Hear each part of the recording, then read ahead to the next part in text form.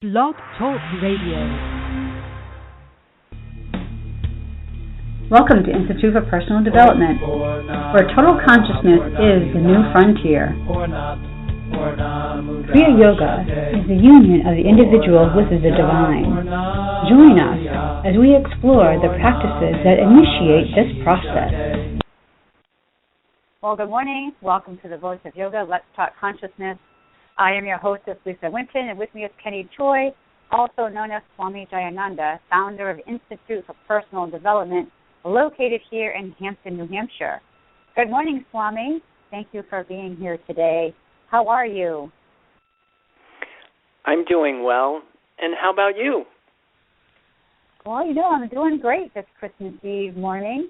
I want to thank the listeners for tuning in. Today on the Voice of Yoga, we'll be discussing the concept of the birth of Christ with a different way of looking at Jesus Christ, not so much as a person who may have lived 2,000 years ago, but more as a consecrated connection to the life force today.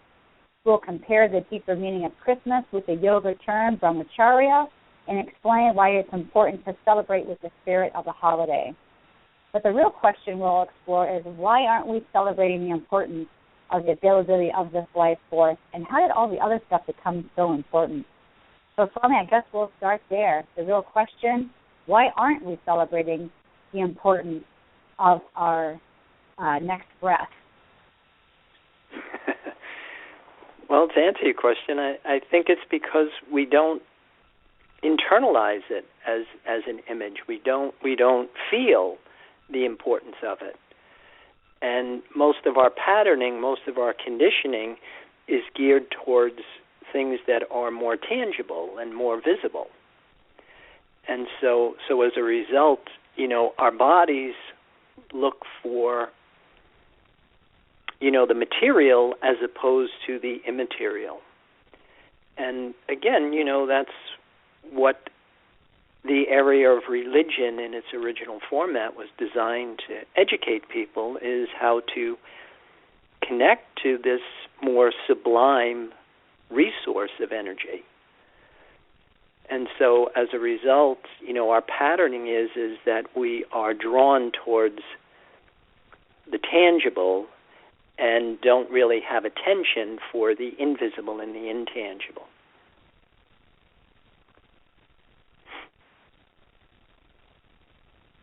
So you said in the very beginning is that we don't recognize the importance of it. So when does that become important? What do we have to do to realize the importance of making this connection? Well, kind of reminds me of when I was a little kid, and the first time I took a sip of coffee, and I thought, ooh, and somebody said you have to acquire taste for it. And the first time I took a drag on a cigarette, and I thought, ooh, and somebody said you have to acquire taste for it. And the first time I took a sip of Scotch whiskey, and I thought, ooh, and they said, well, you have to acquire a taste for it. I think when it comes to the concept of spirit, we actually have to now acquire a taste for it. Mm-hmm. And that's one of the reasons why I really like Kriya Yoga, or the Kriya Yoga that we teach, is because we recognize that we have to refine ourselves. We have to purge ourselves of our dependency upon the tangible and the visible forces of the universe and prepare ourselves for the invocation of something that is subtle, or even less than subtle, sublime. This invisible, intangible source, this life force.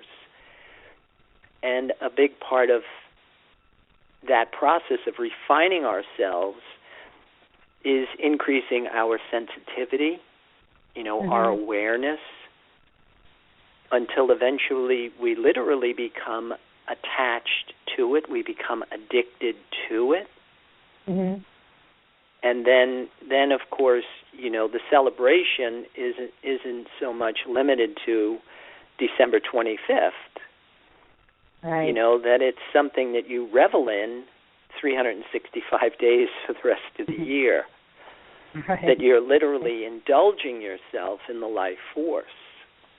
So it's a very different dynamic than I think a lot of our religious communities have presented it to be.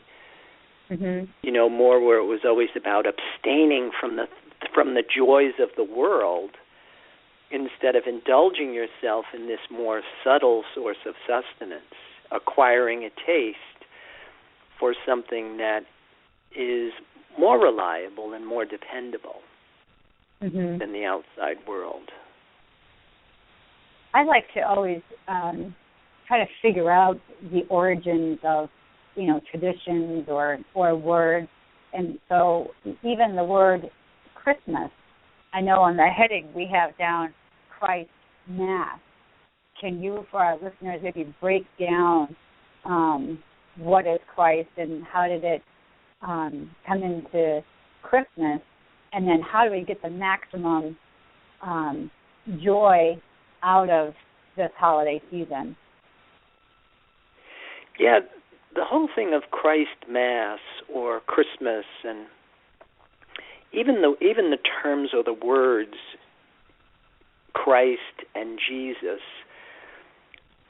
you know, some of the readings that I've done is that there is absolutely no historical evidence of a person that lived around the time of, you know, that is associated with this person, Jesus Christ. And so the more you delve into it, the word Christ means consecrated or anointed. And Jesus means God's help. And one of the things I always talk about, you know, here is the whole thing of how C.S. Lewis presented this concept of God. You know, again, not so much as a person, but, you know, his way of explaining it was that humanity is designed for peace, love, happiness, and goodness. But a big part of this design is God itself. It is this source of sustenance that makes all of these qualities possible. And so again, it's way more about this connection with this more subtle source of sustenance than it is about a person, if in fact there was ever a person. But just the terms consecrated, you know, consecrated God's help, you know, just brings me almost immediately to the whole thing in Kriya Yoga that we call Brahmacharya. You know, carrier of Brahman. And the whole thing of the intention of the practice of yoga is to literally rebirth your body in this other energy field, in this more subtle source of sustenance. And then, of course, you know, all of the qualities, all of the changes that take place as a result of this, you know, the term in the Old Testament was called conversion or the new covenant. That this new source of sustenance makes us become something different. You know, it's one of the things that we always say here, that there's a big difference between a human in the larvae state and a human in the adult state. And the difference is, is going to come down to, like what we always say, is it's what we are addicted to, what we desire, will determine the outcome of our nature. You know, and then of course, you know, like even this time of year, the whole thing of, you know, the joy and the happy that we're always talking about. You know, that in our model there is a difference between worldly happiness, intellectual happiness, and what we call eternal happiness. You know, because being happy isn't the significator. It's really what you're happy with. Right. And it seems like you know, when you're happy with the what? It seems like there's a lot of pressure for people this time of year because you see the words on signs and, Christmas songs, joy to the world. And so there's all this pressure for people to feel joyous, this time of the year. And I think you're saying that, we don't just do this one day out of the year.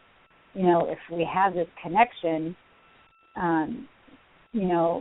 we should be feeling this way every day of the year, not just this one particular season. Yeah, and that's exactly right. And then, if you really think about it, when your connection to, this very subtle, invisible, intangible source of sustenance becomes your symbol for joy, then, every time you take a breath, it's going to reinforce the feeling that you're happy. Mm-hmm. And the other thing that we talk about is this whole thing of initiation in Kriya Yoga, this initiation of this progressive cycle. Because eternal happiness is very different than worldly happiness or intellectual happiness. And that's another thing that, it's not like God is a person, but God is this energy field. And it's not like, we're seeking some sort of reward or fulfillment, from the things of the outside world that God is giving us, so that we could be grateful and, have all of this sense of joy, because that feeling is very limiting. It's more like an insatiable craving. Whereas, when you now use what you really do need, then the feeling itself actually changes. It starts to grow.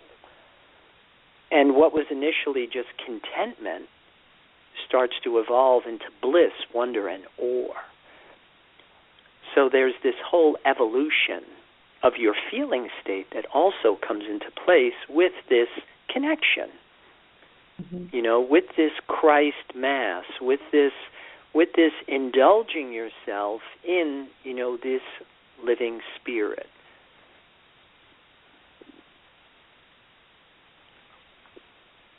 So I want to ask you some questions. If there was a way that we could unify ourselves with the life force, and I know you say we have to watch what we think and what we say, but if there was something that we could do, what would that be? Like, does chanting help, unite us with the life force? Is it just thought? What is it that we can do consistently to be able to unify with the spirit so that we can experience the joy? Well, to answer your question, you literally have to become spirit.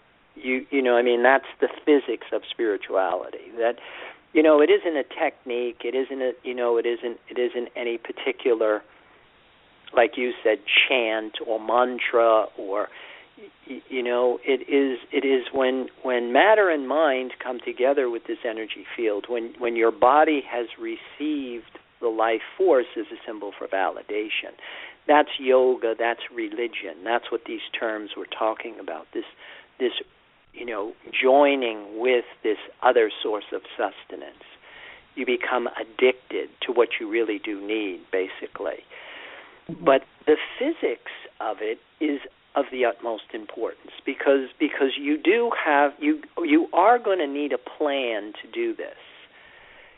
And that's where I found Kriya Yoga to be exceptional, in that it was a complete game plan that had a path of action, a path of knowledge, and a path of devotion.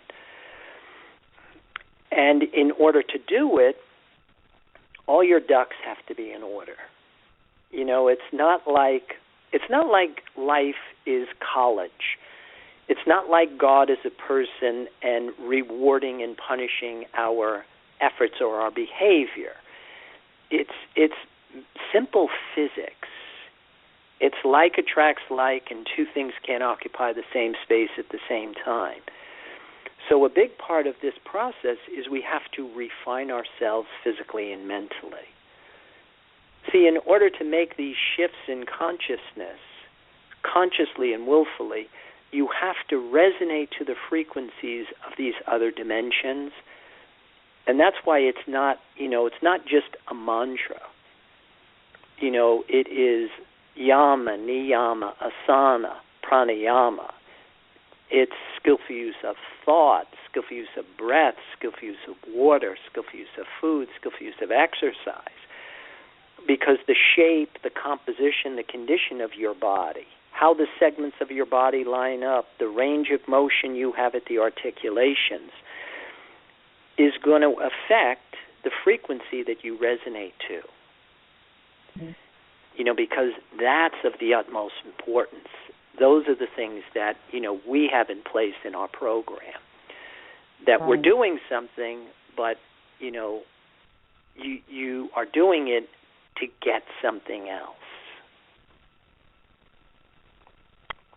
Well, I think that's a great pause to hear a word from our sponsors. So, listeners, we will be back to you in a few moments.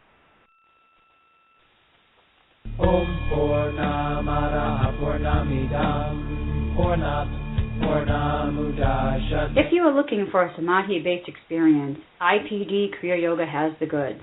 A complete yoga program that includes the practices and the process. Kriya Yoga Series 1 live classes and videos. Get your arms around the spiritual science of Kriya Yoga. The intention of why we practice is to embody the spirit, to feel connected to the life force. Kriya Yoga Asana live classes and videos. A cosmically engineered system of exercises to initiate apotheosis. A system of exercises engineered for dining and dancing at the Cosmic Ballroom. Kriya Yoga Series 2 live classes and videos. A practice in open form designed to facilitate positive growth of consciousness. Get your Labyrinth video. I find the positive side of it is pulls a lot of things together. Kriya Yoga Mantra and Meditation. With repetition comes absorption. Pray on prana and become divine. At the same time, we all have a unique talent and gift to give back to the universe. Private sessions. The mysteries of the universe have always been handed down verbally from teacher to student. Call or click now and get started. 603-929-0303 or www.ipdtransform.com. Namaste. Purnamariya Purnameva Vashishate. So, welcome back. For those of you just joining us, you're listening to The Voice of Yoga, and we are talking consciousness. So, Swami, this morning I was telling some of my coworkers that we'll be doing a radio show on Christ Mass, and so we had a little bit of a conversation. I don't mean to blindside you with this question, but one of the questions my coworkers asked me was, listen, ask your Swami what he feels about Santa Claus. And so I think I kind of know how you're going to answer this question, but I guess I'm just interested to see, what is your take on the whole jolly Santa? Well, what did you think my response would be? Well, I was thinking that you were going to say something about, the whole thing about Santa Claus, if you're good all year long, Santa brings you gifts. And then that led me to talk about that that we don't want to get wrapped up into the conduct as to what we're doing, because you have said God is not a person in the heavens looking down on us, waiting to pass judgment on us if we're good or if we're bad. So that's kind of like what I thought, and kind of like what I was saying, but of course I'm not as eloquent as you are, so I figured I would pass that question over to you. Yeah, I think that's like what you're trying to say is we do have a tendency that for some reason we have to give tangibility to, this invisible, intangible force. And so if you had to give it an image, would it be this Santa Claus thing, and would it be about, reward-based motivation? Mm.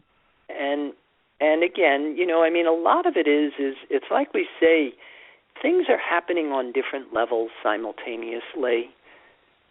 That everything is the interplay between matter, mind, and spirit, and it's this ongoing dynamic that creates this experience that we call life.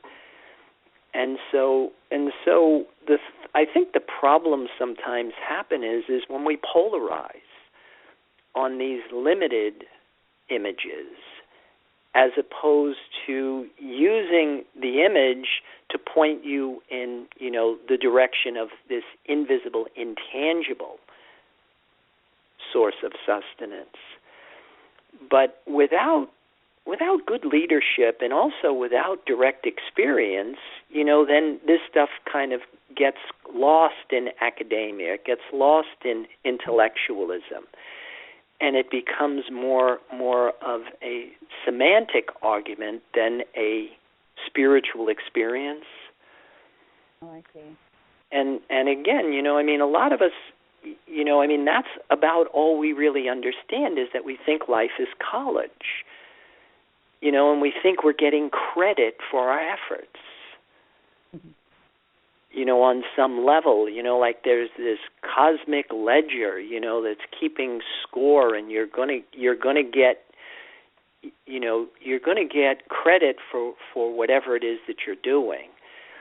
But life is more physics than it is college. It's all cause and effect. It's all, for every action there is an equal and an opposite reaction that we're chained to. But, spirituality isn't an intellectual accomplishment, that it is actually instruction to do something. Mm-hmm. And so the whole thing of, separating from one source of sustenance and reconnecting to another source of sustenance, again, it's the term was called sin, meant missing the mark. And somehow it got convoluted with the concept of conduct. It was all about behaviors as opposed to something to do. So then they created this thing called forgiveness of sin. Sin isn't an incident that could be excused.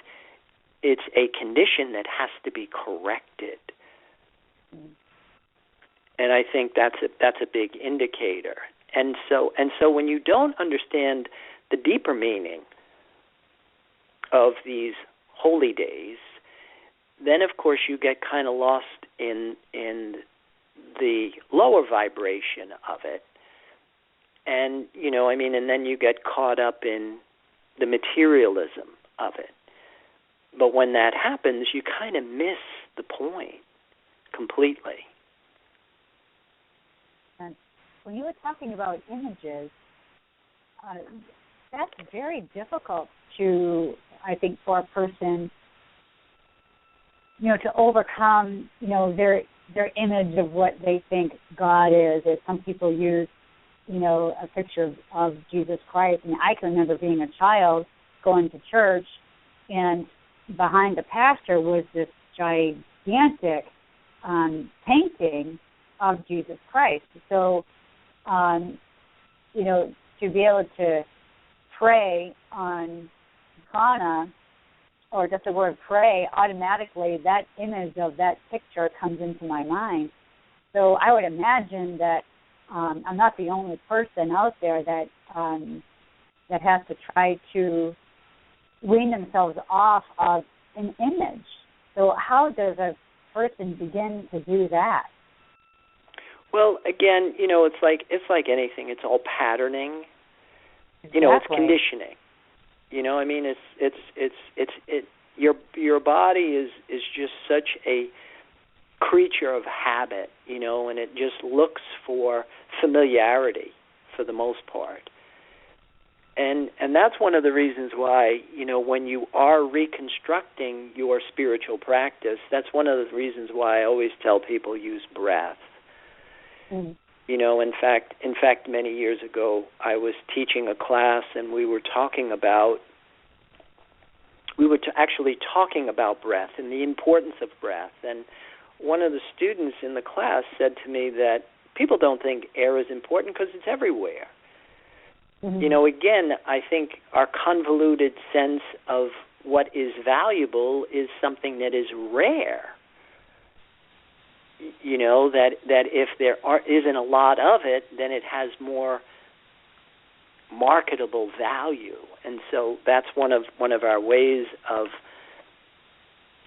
appraising the value of something. Whereas in the yoga model, first of all, you evaluate the importance of something by how long can I live without it. And one of the things is that's equally as important is when you're reading scriptures, scriptures will tell you that God, or this thing called God, is everywhere and in everything. Well, then wouldn't air be the closest tangible image that you could find to identify with this, word, God? And so more and more, like if you're looking for something that does have a sense of tangibility to it, but isn't going to pull you into the astral plane, then I always tell people start using breath. Mm. Because it's your number 2 life-sustaining force, and the minute you start changing how you think about it, you're affecting your number 1 life-sustaining force, thought. Okay. And then, again, through repetition comes absorption until eventually now you become addicted to breath. But now you're in compliance with what I call the secret to life.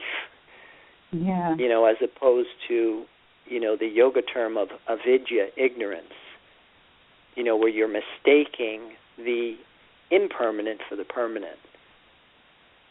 So we just need to be more conscious of every breath that we take and not take it for granted. Is that kind of like what Absolutely. You're saying? And then, until you're reveling.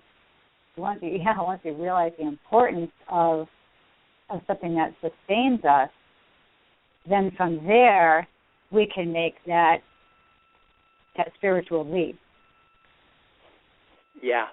And then, of course, you have to prepare your body for it. Right. Wow, I think that's a great place to start closing down our program for today. So I'd like to invite the listeners out there, please visit our website. Follow us on Pinterest and Twitter and Facebook. Also available are the online classes that you can access through the website, www.ipdtransference.com. Just click on the link for the online class and it will direct you to Powwow, and from there you can select the classes of your choice. But keep those comments and questions and curiosities coming, because Swami does enjoy hearing from you and will respond back to you in a timely fashion. And be sure also to turn into our program next week. We'll have a show to celebrate the coming new year. So, Swami, any final thoughts or comments about our discussion today? No, I'd just like to invite everybody to, join our spiritual advance and, to have a healthy, happy holiday season. And, with that, I wish everybody a good day and namaste. Well, thank you for listening to our program, The Voice of Yoga. This is Lisa Winton with Swami Jayananda signing off. Have a wonderful Kriya Yoga kind of day, a joyous, holy day. Namaste.